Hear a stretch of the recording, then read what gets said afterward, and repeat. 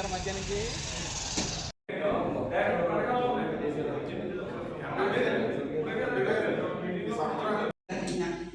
బాల్య వివాహాలు ఒక సాంఘిక దురాచారం మరియు నేరం. బాల్య వివాహాలు బాలికల విద్య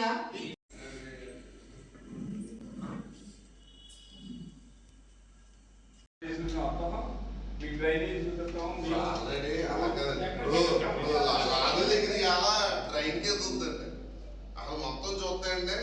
చెప్పండి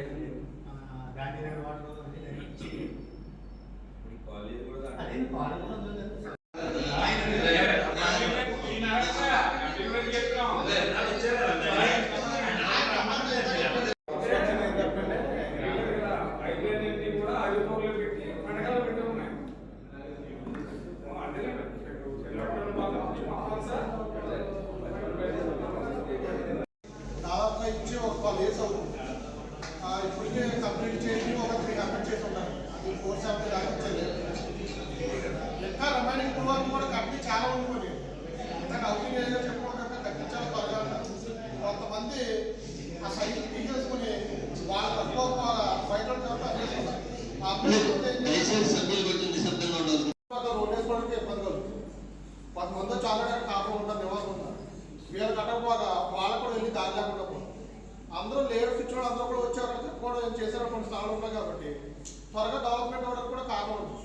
ఎక్కడైతే ముందు లాస్ట్ టైం ఎంఆర్ వరకు కూడా చెప్పిన ఇదే విషయం. కోర్టులో ఉంది కదా లేదు, కోర్టులో ఉన్న కొన్ని ఉన్నాయి, మిగతా కూడా ఉన్నాయి, చాలా ఉన్నాయి. కోర్టులో మొత్తం లేవు. 24 sites మాత్రం కోర్టులో 1 year అవుతుందని దగ్గర దగ్గర.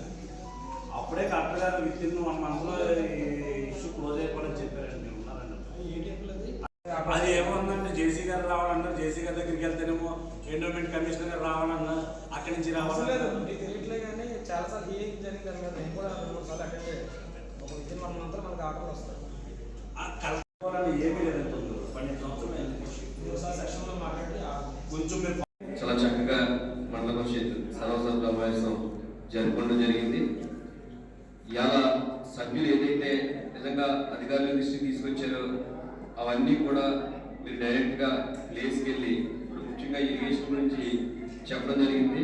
అవన్నీ కూడా మీరు సాల్వ్ చేసే స్థితిలో మీరు ఉండాలని చెప్పి మనస్ఫూర్తిగా కోరుకుంటూ, అలాగే ఇందాక చెప్పడం జరిగింది కొంతమంది అధికారులు అందరూ కొంత డిపార్ట్మెంట్ చూస్తే కనుక ఆర్డర్నెస్కి సంబంధించి అటు ఏఈ గారు కానీ డిఈ గారు కానీ నిజంగా ఎప్పుడైనా ఫోన్ చేస్తే వెంటనే రెస్పాన్స్ కానీ అన్నీ కూడా చాలా చక్కగా ఉంటారు. కానీ మధ్యలో కొంతమంది అధికారుల వల్ల నిజంగా డైరెక్ట్గా గ్రామాల నుంచి ప్రెసిడెంట్లు ఎంపీటీసీలు ఫోన్ చేసి ఆ ఎస్టిమేట్ విషయంలో అవి కూడా చాలా ఇబ్బంది పడడం జరుగుతుంది. దాన్ని మన ఎంపీటీ దృష్టిలో కూడా పడడం జరిగింది. అలాగే ముఖ్యంగా కొంతమంది నాకు ఫోన్ చేసి చెప్పడం జరుగుతుంది. గ్రామాల్లో చాలా మంది కొత్తగా ఫ్యాక్షన్లో ఇప్పిస్తానని చెప్పి కొంతమంది నాయకుల దగ్గరికి తీసుకెళ్లి నేను ఇప్పిస్తానని చెప్పి జరగడం జరుగుతుంది. అటువంటి ఏమైనా ఉంటే కనుక క్లియర్గా మన సభ్యుల దృష్టికి తీసుకురావాలంటే, ఎందుకంటే నిజంగా వాళ్ళు నిజంగా 3,000-4,000 ఫ్యాక్షన్ గురించి మాకు నిజంగా 60 సంవత్సరాలు వచ్చినాయి, 62 సంవత్సరాలు వచ్చినాయని చెప్పి వాళ్ళంతా ఎదురు చూసే పరిస్థితి. కానీ మధ్యలో ఉన్నటువంటి వ్యక్తులు కొంతమంది వాళ్ళు మోసం చేస్తారేమో అని చెప్పి నాకు డౌట్ వచ్చి మీ దృష్టికి తీసుకొచ్చాను. నిజంగా కొత్త ఫ్యాక్షన్లో నిజంగా శాంక్షన్ అవుతే రాయొచ్చు అని మీరు అనుభవం పర్పస్గా మీరు గైడ్లైన్స్ ఇస్తే మీరు అందరికీ కూడా అర్థమవుతుంది. అలాగే మీరు అందరూ కూడా చాలా సంతోషం. ఎందుకంటే ఇక్కడ ఉన్నాక మా సంతోషం యనందూరు ఎంపీటీసీ గారు మా టైంలో పనులు అవుతాయి అన్నారు.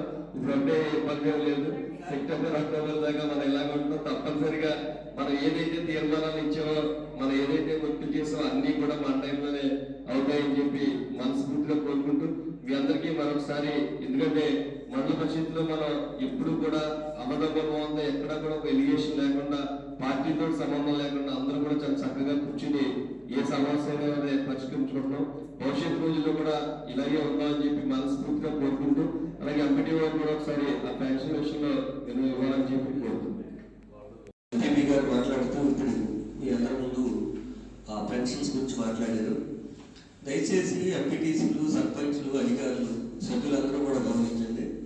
పెన్షన్స్ అనేటటువంటిది 2000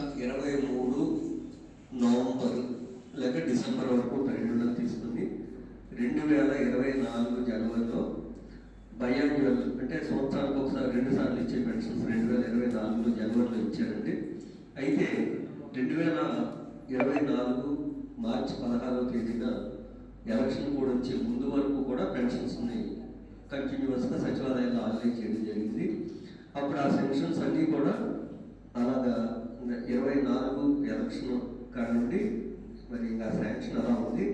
పోతే కొత్తగా ప్రభుత్వం వారు, కొత్తగా ఏర్పడిన ప్రభుత్వం వారు మళ్ళా అందరికీ, వికలాంగులకి, అదేవిధంగా వీడియో పెన్షన్స్ ఇలాగా ఇవన్నీ తీసుకోవడానికి కొత్తగా మనకి ఇంకా శాంక్షన్ అవ్వలేదు. కానీ ఎవరైతే పెన్షన్ తీసుకుంటూ భర్త చనిపోతే, పెన్షన్ తీసుకుంటున్న ఆయన చనిపోతే మాత్రం వారి భార్యకి పెన్షన్ అనేది ప్రభుత్వం వచ్చాక కంటిన్యూస్గా మంజూరు చేయడం జరుగుతుంది.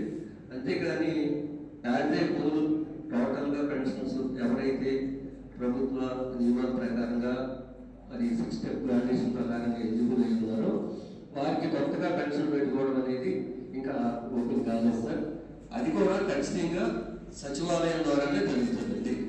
అంతేగాని ఏదో కొంతమంది ఇప్పిస్తాము లేకపోతే మేము రాయిస్తాము అనేటటువంటిది ఆ విధంగా లిమిటెడ్గా చేస్తాము. ఎలా చేస్తారు, కొత్తగా ఇచ్చే పెన్షన్స్ ఎలా చేస్తారు అనే దాని మీద విధి విధానాలు పూర్తిగా ఇంకా రాలేదు. ఏదన్నా కూడా అధికారుల ద్వారా, గ్రామ పంచాయతీల ద్వారా, సచివాలయం ద్వారా జరుగుతుంది తప్ప వేరే ఎవరో మేము పెన్షన్